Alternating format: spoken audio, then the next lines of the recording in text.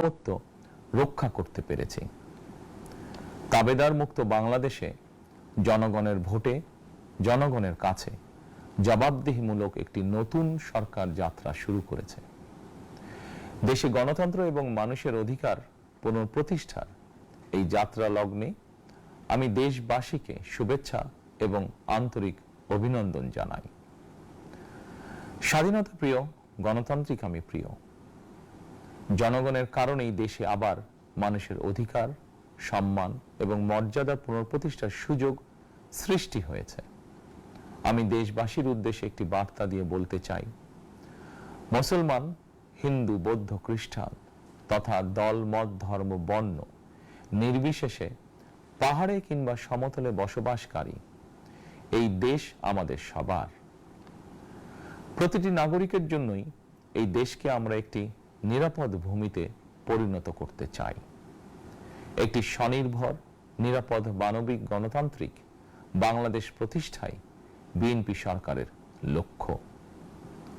প্রিয় দেশবাসী, ফ্যাসিবাদের সময়কালে দুর্নীতি দুঃশাসনে পর্যুদস্ত একটি ভঙ্গুর অর্থনীতি, দুর্বল শাসন কাঠামো আর অবনতিশীল আইন শৃঙ্খলা পরিস্থিতির মধ্য দিয়ে নতুন সরকার যাত্রা শুরু করেছে।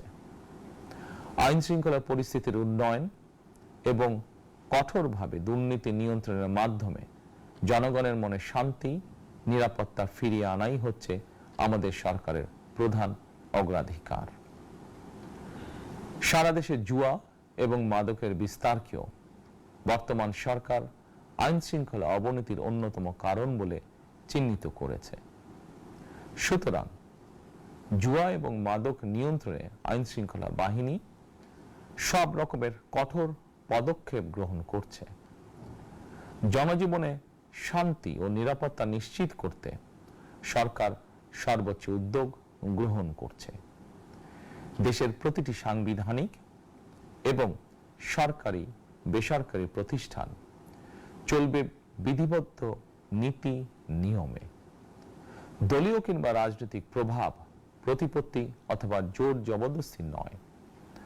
আইনের শাসনই হবে রাষ্ট্র পরিচালনার শেষ কথা।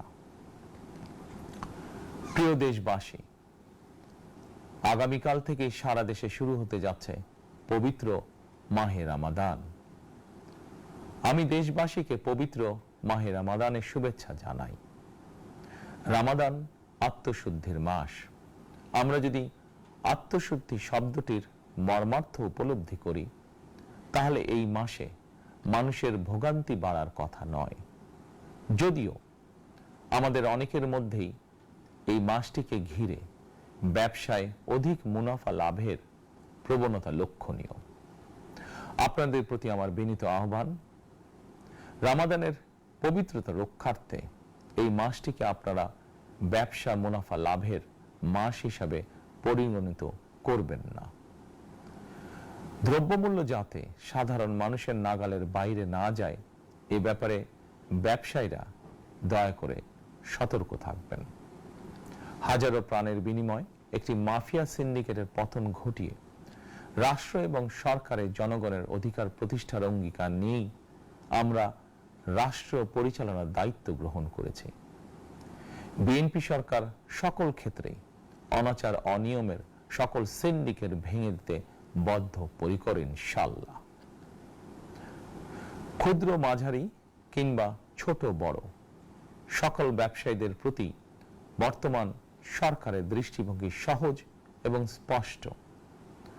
বর্তমান সরকার ব্যবসায়ী এবং ক্রেতা সাধারণ উভয় স্বার্থ রক্ষা করে প্রয়োজনীয় পদক্ষেপ গ্রহণ করতে চায়। সুতরাং সরকারের পক্ষ থেকে কি ধরনের উদ্যোগ গ্রহণ করলে বাজার পরিস্থিতি নিয়ন্ত্রণে থাকবে কিংবা ক্রেতা বিক্রেতা উভয়েরই স্বার্থ রক্ষা হবে, এ ব্যাপারে আপনাদের যে কোনো ধরনের পরামর্শ কিংবা অভিযোগ শুনতে সরকার প্রস্তুত। ক্রেতা বিক্রেতা গ্রহীতা এই সরকার সকলেরই সরকার। এই সরকার আপনাদেরই সরকার। আপনারাই ভোটের মাধ্যমে এই সরকারকে রাষ্ট্র পরিচালনার দায়িত্ব দিয়েছেন। আপনারাই এই সরকারের শক্তি। প্রিয় দেশবাসী, পবিত্র রমাদান মাসে রোজাদারগণ বিশেষ করে ইফতার, তারাবি, সেহরি এই সময়গুলোতে নিরবিচ্ছিন্নভাবে গ্যাস, পানি ও বিদ্যুৎ সরবরাহ পেতে চান। এই বিষয়টি নিশ্চিত করতে এরই মধ্যে আমি সংশ্লিষ্ট কর্তৃপক্ষকে নির্দেশনা দিয়েছি। অপচয় রোধ করে কৃচ্ছতা সাধন প্রতিটি মুসলমানের ঈমানি দায়িত্ব। অফিস আদালতে বিনা প্রয়োজনে কিংবা প্রয়োজনের অতিরিক্ত গ্যাস, বিদ্যুৎ, পানি খরচের ব্যাপারে সচেতনতা অবলম্বন করাও ইবাদতেরই অংশ বলেই আমি মনে করি। দেশের সকল সরকারি, বেসরকারি কর্মকর্তা, কর্মচারী এবং জনসাধারণের প্রতি কৃচ্ছতা সাধনের আহ্বান জানানোর আগে আমি সরকারের মন্ত্রী এবং বিএনপি সংসদ সদস্যদেরকে দিয়েই একটি দৃষ্টান্ত স্থাপন করতে চেয়েছি। বিএনপির সংসদীয় দলের প্রথম সভাতেই আমরা সিদ্ধান্ত নিয়েছি, বিএনপি থেকে নির্বাচিত কোনো সংসদ সদস্য সরকারি সুবিধা নিয়ে ট্যাক্স ফ্রি গাড়ি আমদানি করবেন না এবং প্লট সুবিধাও নেবেন না। আমি আপনাদের সামনে বলেছিলাম, রাষ্ট্র পরিচালনার সুযোগ পেলে বিএনপি সরকার মহানবীর ন্যায়পরায়ণতার আদর্শ অনুসরণ করবে। আমি মনে করি বিএনপির সংসদীয় দলের এই সিদ্ধান্ত ন্যায়পরায়ণতার আদর্শেরই একটি অন্যতম প্রতিফলন। প্রিয় দেশবাসী, বিভাগীয় শহরগুলিতে বিশেষ করে রাজধানী ঢাকায় যানজট অত্যন্ত নিয়ন্ত্রণহীন।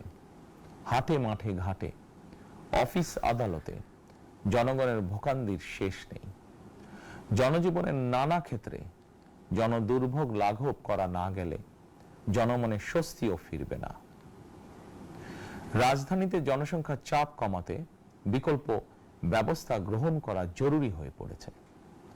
মানুষ তার নিজ জেলায় কিংবা নিজের বাসা বাড়িতে থেকেও যাতে সহজভাবে সঠিক সময়ে অফিস, আদালত, ব্যবসা বাণিজ্য করতে পারেন, সেই লক্ষ্যকে সামনে রেখেই সারা দেশে রেল যোগাযোগ ব্যবস্থা ঢেলে সাজানোর উদ্যোগ নেওয়া হচ্ছে।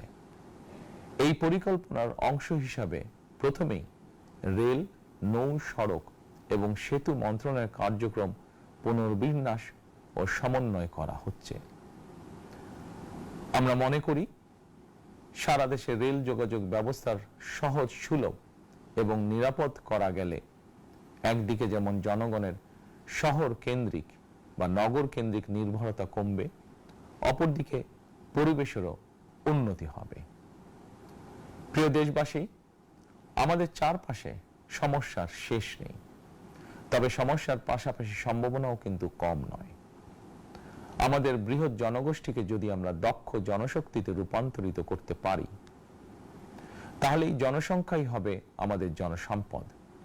আমরা নিজেদেরকে দক্ষ করে গড়ে তুলতে পারলে শুধু বাংলাদেশই নয়, বিশ্ব বাজারও আমাদের জন্য উন্মুক্ত। তথ্য প্রযুক্তির সিঁড়ি বেয়ে বিশ্ব এখন কৃত্রিম বুদ্ধিমত্তার যুগে প্রবেশ করেছে। প্রযুক্তির এই প্রতিযোগিতামূলক বিশ্বে সম্মান এবং স্বচ্ছতার সঙ্গে টিকে থাকতে হলে আমাদেরকে কোনো না কোনো একটি বিষয় বা কাজে পারদর্শী হতে হবে। দেশের কোটি কোটি শিক্ষার্থী এবং তরুণ যুবশক্তির উদ্দেশ্যে বলতে চাই, মেধায়, জ্ঞানে, বিজ্ঞানে নিজেদেরকে যোগ্য করে গড়ে তোলার জন্য যত রকমের সহযোগিতা দেওয়া যায়, সব রকমের সহযোগিতা দিতে বর্তমান সরকার প্রস্তুত। কর্মসংস্থান এবং কর্ম পরিবেশ নিশ্চিত করার সুনির্দিষ্ট অঙ্গীকার নিয়ে বর্তমান সরকার যাত্রা শুরু করেছে। প্রিয় দেশবাসী, দীর্ঘ 18 বছর পর দেশে ফিরে গত বছর 25শে ডিসেম্বর আমি বলেছিলাম, দেশ এবং জনগণের জন্য আই হ্যাভ এ প্ল্যান। 12ই ফেব্রুয়ারি জাতীয় নির্বাচনের আগে দেশের বিভিন্ন স্থানে ঘুরে আমার প্ল্যান, পরিকল্পনার অনেক কিছু আমি আপনাদের সামনে তুলে ধরেছিলাম। আপনারা স্বাধীনতার ঘোষকের প্রতিষ্ঠিত দল বিএনপিকে ভোট দিয়ে রাষ্ট্র পরিচালনার দায়িত্ব দিয়েছেন, সকল পরিকল্পনা বাস্তবায়নের সুযোগ দিয়েছেন। এখন এই সুযোগকে কাজে লাগিয়ে সকল অঙ্গীকার পূরণ করার দায়িত্ব বিএনপি সরকারের। আমরা আমাদের পরিকল্পনা এবং প্রতিশ্রুতি বাস্তবায়নের কাজ শুরু করে দিয়েছি ইনশাআল্লাহ। অঙ্গীকার পূরণের এই যাত্রা পথে আমরা ভবিষ্যতের দিনগুলোতেও আপনাদের অব্যাহত সমর্থন প্রত্যাশা করি। প্রিয় দেশবাসী, সরকার প্রধান হিসাবে আমি দেশবাসীর উদ্দেশ্যে একটি বিষয়ে প্রতি দৃষ্টি আকর্ষণ করে বলতে চাই। নবগঠিত সরকার গঠনের সুযোগ দিতে যারা বিএনপিকে ভোট দিয়েছেন কিংবা দেননি অথবা কাউকেই ভোট দেননি, এই সরকারের প্রতি আপনাদের সবার সমান অধিকার। বিএনপি সরকার বিশ্বাস করে দল মত ধর্ম দর্শন যার যার, রাষ্ট্র সবার। এই দেশে এই রাষ্ট্রে একজন বাংলাদেশী হিসাবে আপনার আমার আমাদের প্রতিটি বাংলাদেশী নাগরিকের অধিকার সমান। প্রিয় দেশবাসী, আল্লাহ আমাদের সবাইকে নিরাপদ এবং সুস্থ রাখুন। আল্লাহ আমাদের সকলকে ইতিবাচক পরিকল্পনাগুলো বাস্তবায়নের তৌফিক দিন। পবিত্র রমাদান মাস শুরুর শুভ লগ্নে আল্লাহর দরবারে এই নিবেদন রেখে আমার বক্তব্য শেষ করছি। আল্লাহ হাফেজ। বাংলাদেশ জিন্দাবাদ।